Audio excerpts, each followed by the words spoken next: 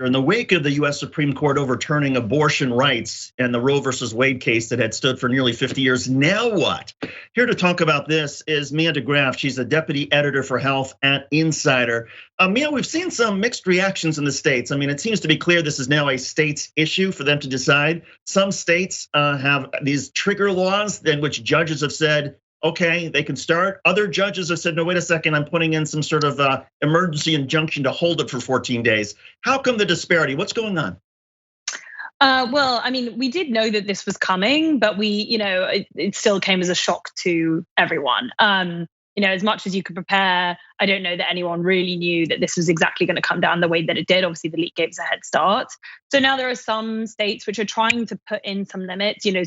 The ACLU, I think, is really trying to make a push, but we do broadly expect that abortion, it has already been banned in about 9 states and will be banned in up to about 26 states within the weeks to come. So about half of the country is essentially going to be criminalizing abortion. Are these states going to be punishing doctors and women who seek abortions? Is it just the providers? Any details on how that works? Yeah, so each state, the wording is slightly different in terms of their laws, and some are slightly more extreme than others. But generally, the issue that we're going to see here is that already about half of abortions, are using the abortion pill. And that's probably, we're going to see an increase in that. People just trying to get access to the abortion pill to do a self-managed abortion. The issue there is that is very safe. The abortion pill is very safe. It's 2 pills, mifepristone and misoprostol, taken together. It's a very safe approach, but if you don't have access to a doctor who can properly counsel you, if you're not able to maybe go and check how far along you are, you might be taking it later than you should do. It might be really complicated for you to even get the pill if it's not provided in your state. So that increases the risk of complications related to self-managed abortions, or someone not doing that and then having a very high risk pregnancy. So yes, the risk here is that you could see pharmacists being prosecuted for even stocking mifepristone and misoprostol, and then people being prosecuted for trying to access the drug for a self-managed abortion. The issue there for pharmacists is that these drugs are used for other things too. Mifepristone it blocks the hormone progesterone, which grows a pregnancy, but that's also used, part and parcel of other conditions as well. It also blocks the hormone cortisol. It's used for things like Cushing's disease, Gulf War syndrome, alcohol dependence, different cancers. So there are people now who, firstly, pharmacists might not want to stock it because they don't want to be prosecuted for having a banned drug. But there might be people who, they now need to find another medication. So yeah, there's a lot of hoops to jump through. For women who do want to take the abortion pill, at what point in the pregnancy does it become too late or ineffective? So technically, it's advised that you would take it up until 11 weeks.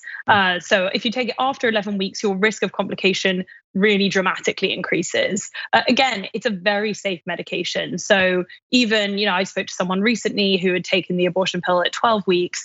The reason she took it at 12 weeks is because she found out she was pregnant at 8 weeks, but she lives in Texas. There in Texas, even before Roe was overturned, you couldn't get an abortion after 6 weeks. So then thus ensued this 4-week endeavor for her to try and get this pill shipped to her from a different state, which is not technically allowed, but she did it and she then took it at 12 weeks. She was fine, but she did know that there was suddenly this increased risk that she might be hospitalized because it's, you're much further along.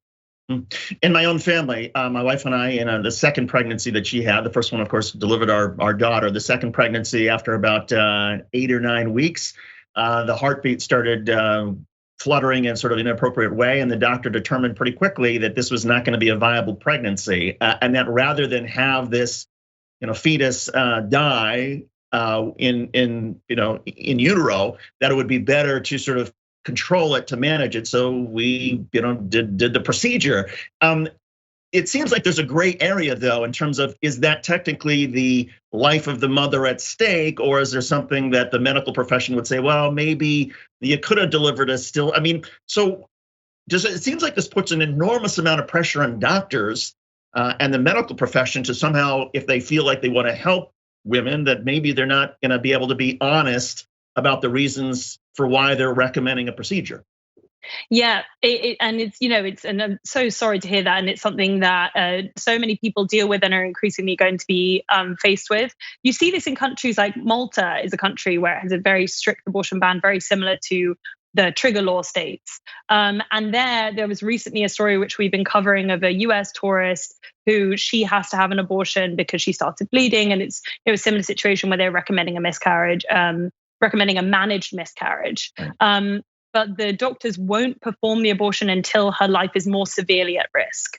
So that means waiting for a very severe life-threatening infection like sepsis, or waiting for other more severe complications. Right now, the 13 states that had trigger laws, even before Roe was overturned, Insider did an investigation to look at what are the protections here, and we found that none of these states really have any wording to stipulate what does it mean that someone's life is in danger. We don't know.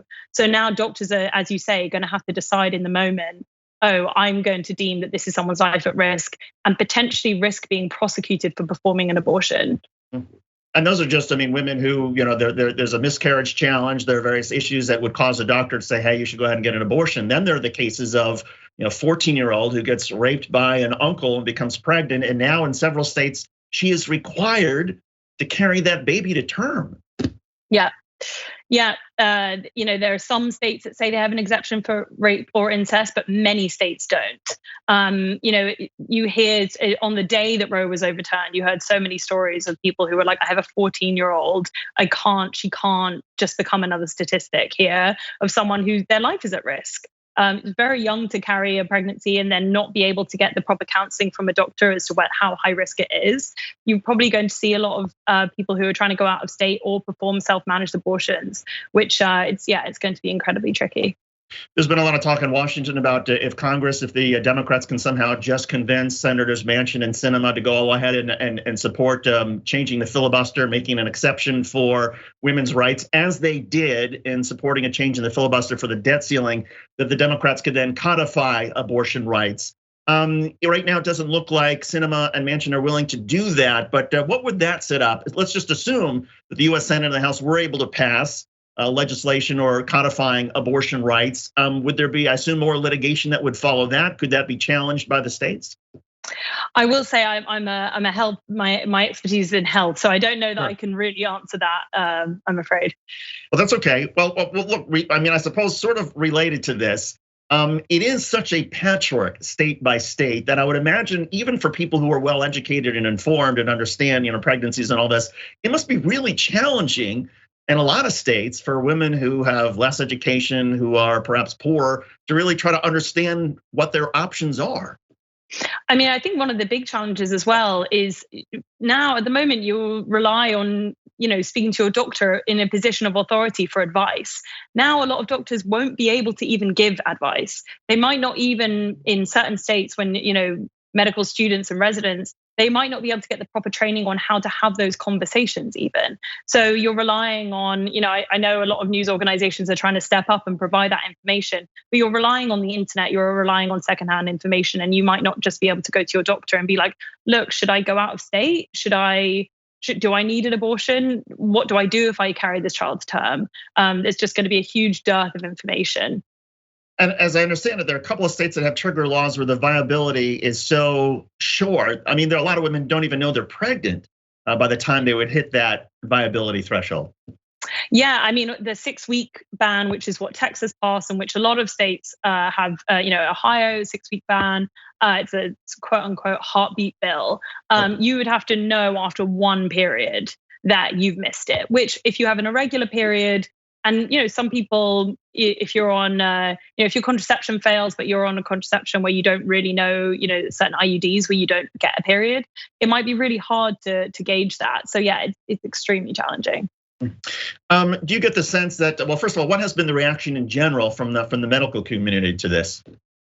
Oh, it's been a huge reaction. Every medical journal, every medical institution has come forward and just condemned this.